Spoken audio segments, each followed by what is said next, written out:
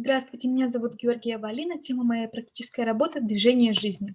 Введение, актуальность, круговорот и цикличность жизни в природе. Цели — донести до людей осознание того, что не стоит забывать свои истоки, историю своего народа, а также продемонстрировать свои профессиональные навыки в сфере искусства. Задачи — умение наблюдать, анализировать и обобщать явления окружающей действительности и выражать их через художественные образы для последующего создания авторских художественных произведений. Уметь выявлять значительность и ясность идейного замысла и воплощать его в работе.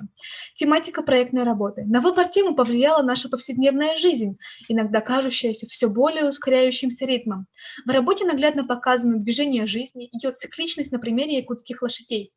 Лошадь у народа Саха является священным животным. В данной работе образ лошади рассмотрен как объект традиционной культуры, адаптирующий и актуализирующий культурное наследие. Узоры в древние времена имели глубокое сакральное значение. Это особая знаковая система, каждый элемент которой имеет свое значение и задачей которых является как защита и привлечение везения, достатка и здоровья. Узор, нарисованный на центральной тарелке, называется лировидный узор. Лировидный мотив рассматривают как мировое древо, древо жизни, плодородия и восхождения. Оно является символом роста, развития, стремления к свету, к высшим божествам Аи. На 4 маленьких тарелках изображены якутские обереги, которые будут защищать дом и семейный очаг. Чолькутсюр — оберег здоровья, Камырдагас — защита дома, Джекарган — защита семьи, Сагэлтумса — талисман на богатство.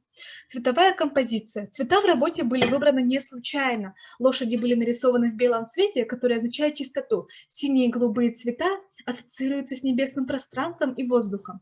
Красный цвет — олицетворение материнской души, символ огня, крови и тепла. Зеленый цвет, символ спокойствия, является символом молодости. Желтый цвет и его оттенки, как оранжевый, означают чистоту, богатство и достаток. На этом слайде вы можете видеть материалы и этапы выполнения работы. Заключение. Перед выполнением проектной работы были поставлены определенные цели и задачи, которые решены в процессе его выполнения. Завершен процесс создания декоративной композиции, соответствующей идейному замыслу. Его можно использовать как выставочный экспонат и украшение интерьера.